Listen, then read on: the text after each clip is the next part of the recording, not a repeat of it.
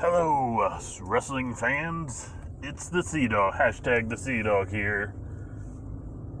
And what do you guys think of All Out this year? Honestly, I don't think there was a bad match on the card. Eazy-E, who some of you know of, not obviously the old NWA singer. All these wrestling connections. Are Eazy-E. He thought it was the best AEW pay-per-view, at least in a long time, if not ever. I don't know if I agree with that.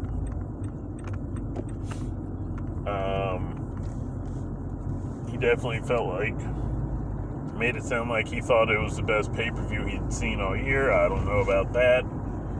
But, I mean, from start to finish, it was a good card.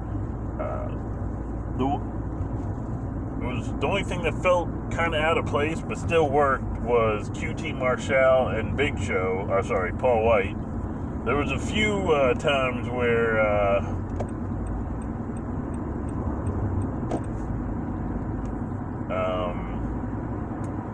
I forgot where I was going. Anyway,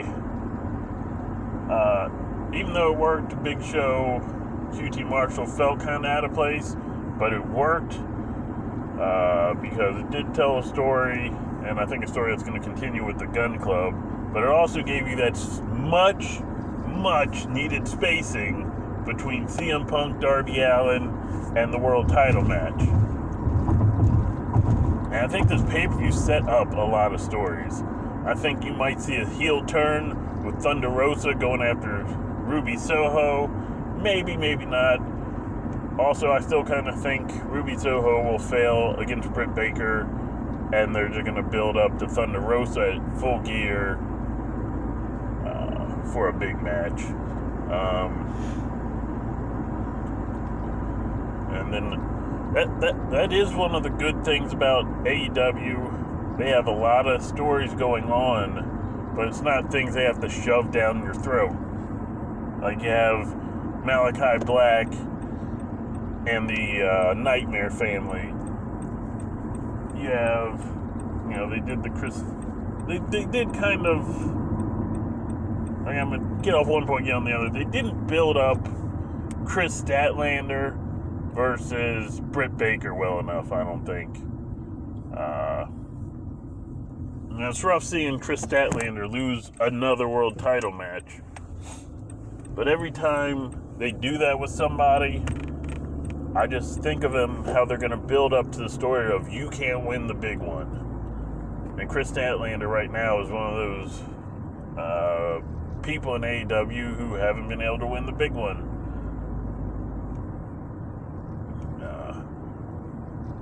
It's also interesting pulling out of the, I didn't really have any direction for this show. I just wanted to talk about AEW, so we'll do the old talk about it for 10 minutes. So the thing with the women's the women's casino battle royal, it really kind of set up tag teams, or re-solidified some tag teams. So I'm wondering if we're going to see another women's tag team tournament. There's a lot of talk about AEW adding belts. I mean, the number one rumored belt is a trios title, but I mean, you're going to say you're going to treat women's wrestling like you treat men's wrestling, but you have 3 men's titles and 1 women's title. NWA just added a women's tag title. Impact already has one. WWE has one. You don't.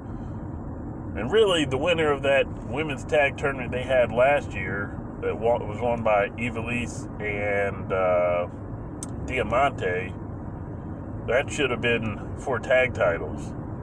But I think this Casino Battle Royal, with people joining up, kind of built up the ability to have some tag teams. You have Anna Jay and Ty Conte still, who were formed in that tournament. I would say Nyla Rose and Jade Cargill, but Nyla eliminated Cargill, but that still doesn't mean they can't become a tag team. You got Penelope Ford and the Bunny. Shoot, you could do Thunder Rosa and Ruby Soho, but I think both of those are going to get the next 2 shots at the women's title. Felt like there was someone who could team with Chris Statlander that went through the Battle Royal, just like a connection. I forget what the connection was. But yeah, Diamante and I'm blanking on her name, the hottest free agent, Kiera Hogan. They were women's tag team champions on WoW, and they could be a team. And something they bring up, they were champions at WoW, and now they're going to try to get the tag titles in AEW, and also Diamante was part of that winning team with Ivelisse, though I don't think they want to mention Ivelisse, because I don't think that ended so well between those 2 parties. So let's talk about the main event. Well, let's talk about Punk and Darby first. It was probably smart not having that the main event, because really I think you gotta give your world title that respect. Also, you really don't know what to expect with CM Punk unless, they were like, you can't, are you gonna do the match for Khan and be like, is this good enough? So not knowing what you have with Punk until he goes out there and shows it, and he had a good match with Darby. It was a little slow at times, but it worked. And when I say slow at times, I mean more for the casual fans, because a lot of fans don't like headlocks and whatnot. I'm cool with it as long as it doesn't get out of hand, which it does sometimes. This match was fine, but again, having it third from last, split by the Big Show QT Marshall match, which lasted longer than I thought, but it was still good enough. That was a great idea. And then you have the world title. I figured Kenny Omega would win that. But they did a good job making me think maybe Christian can win this. I didn't think Lucha Brothers were going to win their match either.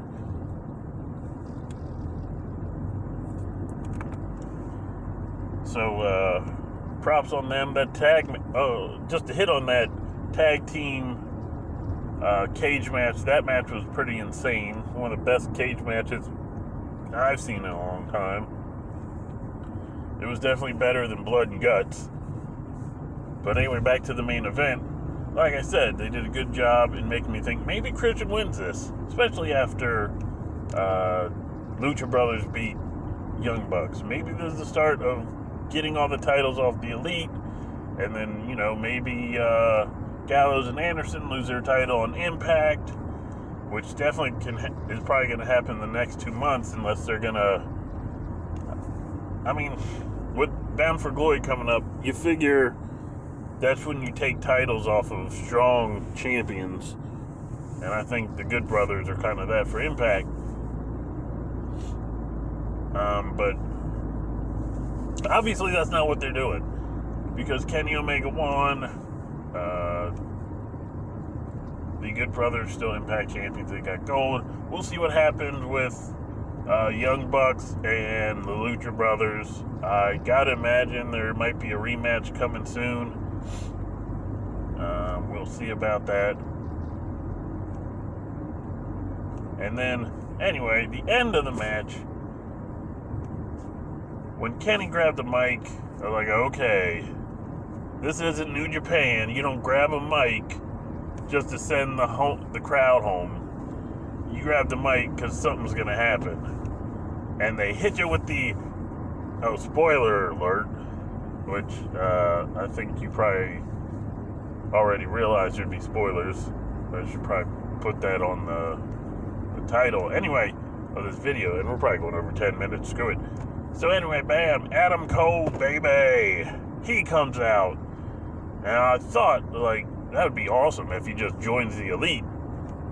But he came out there, Adam Cole, baby, started yelling at Kenny. He was like, I remember what you did to me. And I believe that's referring to when he was kicked out of the Bullet Club for Marty Scurll. That was because he was heading to WWE soon. But still, they turned on him. The Young Bucks and Kenny Omega.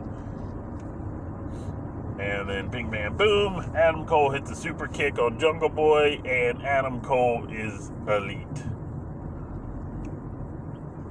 And then just when we think it's over, hits the music for one, Bryan Danielson.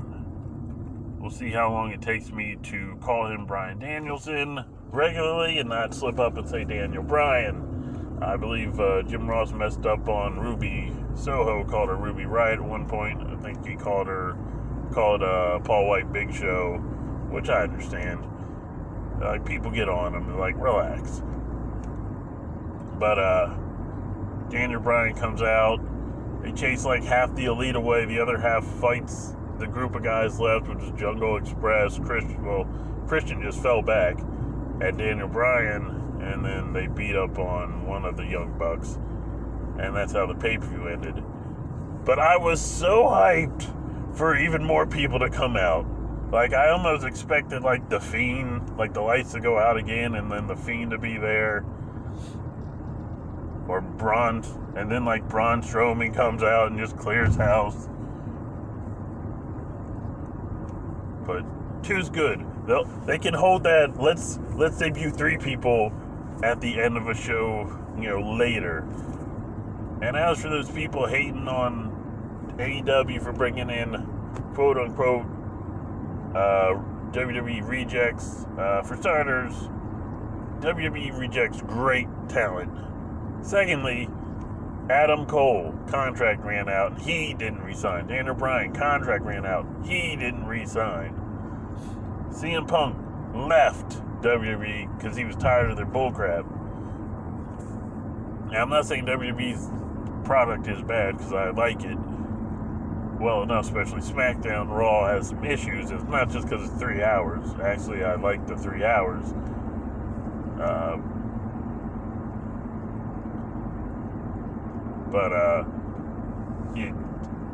This whole trying to compare them to WCW and they're going to fail because they're like WCW. It was like, well, everyone hires other companies' wrestlers, whether they're fired or their contract runs out.